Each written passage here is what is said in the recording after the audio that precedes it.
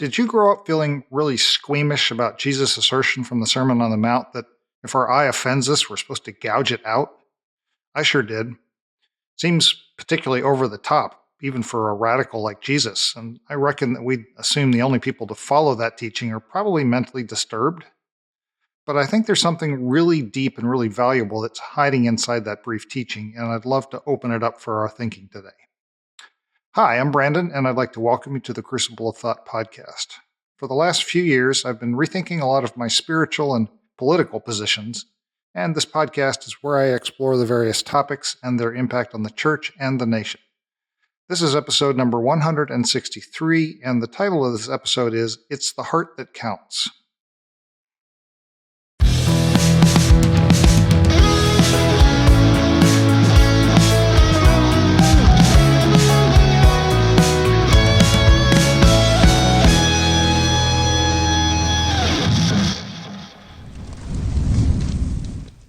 Every now and then, God just drops something on me with no warning, no context, unconnected to anything else that I'm doing, and this morning was one of those moments. And today it seemed like something worth sharing with you. But first, let me briefly set the stage. I grew up in a fairly evangelical, slightly fundamentalist culture. While we certainly believe that God gave us unmerited favor through Jesus, there was quite a bit of structure underlying the grace. I suppose it would be fair to say that I inherited a theology full of behavioral rules, thinly layered over with grace if we broke those rules. Put a bit differently, our morality was always determined by the proximity to boundaries. In some ways, it was epitomized by Matthew 23:23, by those of whom Jesus says, "You give a tenth of your spices, mint, dill, and cumin." Their morality was weighed out down to the infinitesimal size of a ground up speck of spice. Too little, they were sinning. Just a speck more, and suddenly they were right with God. If their head wasn't properly covered, they were sinning. Just a little bit more cloth, and they were righteous. But as I was slowly coming to wakefulness this morning, God dropped something totally new on me, where a verse that I've known for years suddenly had new meaning for me. And I just realized the hidden magnificence and brilliance of Matthew 5:29, where Jesus says, "If your right eye causes you to sin, tear it out, throw it away." Well, every good fundamentalist or evangelical knows that verse, and we tend to quote it all the time about avoiding lust. But what God dropped on me this morning had nothing to do with that traditional use. What's so earth-shaking here isn't the idea that we should mutilate ourselves to avoid sin.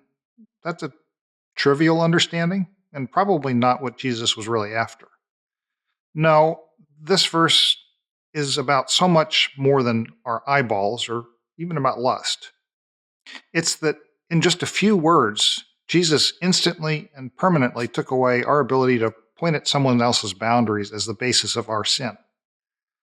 It's not about how much ankle or shoulder or cleavage or side boob or nipple or even genitals someone is showing. It's about what happens inside of us. It's not about how much meat they're eating or which particular deity that meat was devoted to honoring. It's about what's happening inside of us. It's not about whether they bump onto us in line and shove us aside or force us to serve unfairly or even slap us on the cheek. It's about what happens inside of us. So, in that short sentence, Jesus forever internalized the matter of sin, removing our permission to externalize that problem either to our neighbor or our enemy. It took away our permission to blame anyone other than ourselves. He was speaking to the most religious people of his day, the ones most concerned with strict boundary maintenance. And similarly today, there's a certain segment of American Christianity that is striving to implement a boundary-based definition of morality on society. They're trying to draw public lines on behavior and codify them in law so that at a societal level, they can look at themselves and say, we're moral, we're righteous, we're holy. God is our Lord, and our society will be favored by God because we don't cross those lines. But Matthew 5:29 is missing from that framework, and they're trying to step backwards into counting the mint and the dill and the cumin. And once again, using that as the basis for the holiness, when Jesus actually rejected the effectiveness of that boundary maintenance. And later in Matthew 7:12, in the exact same sermon, Jesus personalizes this principle. Do unto others as you would have them do to you. And later he drove it home in Matthew 22:36 through 40 as the second great commandment. Love your neighbor as yourself. The ultimate commandments about our righteousness are first loving God, and then we see a matter of our response to others, not their treatment of us. And nowhere in this crucial foundation that undergirds all the rest of the moral codes is anything about what the other person does to us. There's no permission for mistreating someone else, no matter what choices they make, no matter what moral code they live by. That revealing cleavage or the sacrificed meat or the cheek slap has no bearing on anyone's standing with God, unless we allow it to cause us to treat them unlovingly. All of this boundary building, all the fundamentalism that's being attempted, is a desire to ensure that our society is honoring God. But in Matthew 22:37, Jesus didn't say that the greatest commandment was to honor God. It was loving God with every fiber of our being. And I think there's a foundational difference between those two. Honoring is always going to carry with it a sense of obeying, following rules, keeping boundaries of behavior, of external matters. But loving is always going to carry with it a sense of heart, of what's going on inside of us, of internal matters. And it's really hard to measure love. And it's also really, really hard. No, it's impossible to write laws about whether we're doing enough to love God or man. And that's ultimately the difference between a fundamentalist mindset and grace. Fundamentalism needs boundaries to define righteousness. It needs to externalize every problem to something that can be measured or observed. But in Matthew 5:29, Jesus stripped away our permission to externalize our morality. He made it a matter of what's going on inside of our own heart with respect to loving God and loving our neighbor. And the problem with fundamentalism is that it masks the internal. One might even say that it makes the internal irrelevant. And this is what Jesus was spotlighting in Matthew 23:23 with his comment about the minutia of tithing mint and dill and cumin. They were so concerned with the external that they missed the internal. Here's an important principle. Having a behavior code always gives people permission to focus on behavior as the basis for their morality.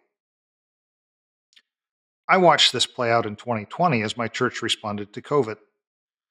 Our leadership, and I was a key part of that leadership, obsessed on whether it was strictly following the government's rules, but then all too soon it forgot the effect that those choices would have on the people. When the government said it was safe again, all the masking and social distancing principles were instantly dropped, effectively disenfranchising all the elderly and the infirm for whom masking and distancing was essential to protect them from serious illness and possible death. And I'd been so proud of them, of us, for masking early on, unlike churches that insisted on freedom at the expense of becoming super spreaders. And in our church, 3 people died as a direct result of an unsafe meeting. So, no, watching my church act out the counting of cumin and dill showed me that we were actually externalizing our morality. It wasn't about what was best for others. It wasn't about loving our neighbor. And so I suddenly realized in 2021 that my church had lost the opportunity to teach its members the true meaning of Matthew 5:29 and Matthew 7:12, how to focus on how we're treating others more than what they're doing to us, or whether their morality meets our behavior standards. And here's where it gets tricky. Recently, I was talking with a friend about grace, and my sense that it's often impossible to draw a line on behavior that we can point to as good or evil, and how ultimately the metric is whether we're faithfully living out what the Spirit revealed to us.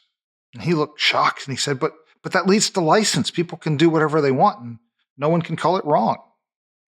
Well, let me be the first to say that he has recognized something important.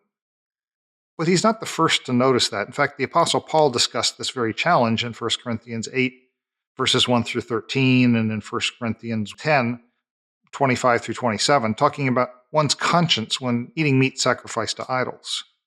And the issue of grace arises here.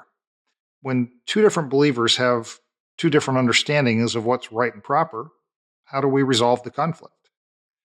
And unsurprisingly, the answer is at the core of what Jesus had been teaching.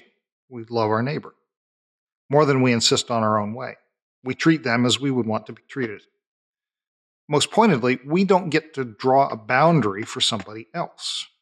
Paul refused to tell the Corinthians that they were right to eat the meat without qualms. Rather than picking sides in this debate, he instead corrected their own attitudes, their own internals. We don't make our holiness or others' holiness a matter of boundaries of behavior. Put differently, we don't externalize morality. What matters is how we respond internally. Are we faithful to Jesus? Are we giving grace and love to our neighbor? In fact, backing up from Matthew 7:12 to just a few sentences earlier in Jesus' sermon are his words from Matthew 7:1. Do not judge. And that goes beyond not judging their behavior, their external morality. It goes also to not judging their intent, their thoughts, their heart. We have to leave their relationship with God to them and God. So let me close by going back to Matthew 5:29. If your right eye causes you to sin. Jesus' words are all about what we do with what we see in others, about how we respond to what they do, not about what they do. So let's stop counting the spices and start unconditionally loving those around us. To paraphrase another of Jesus' metaphors, let's worry about the log in our own eye, not the speck in our neighbor's. And if our eye sees something that offends us, let's focus on our own internal response, not what we see externally in others. Thanks for spending some time with me today. If you found this useful, I'd love it if you shared it with someone and drop me a like or a comment. And we'll talk again soon. Be blessed.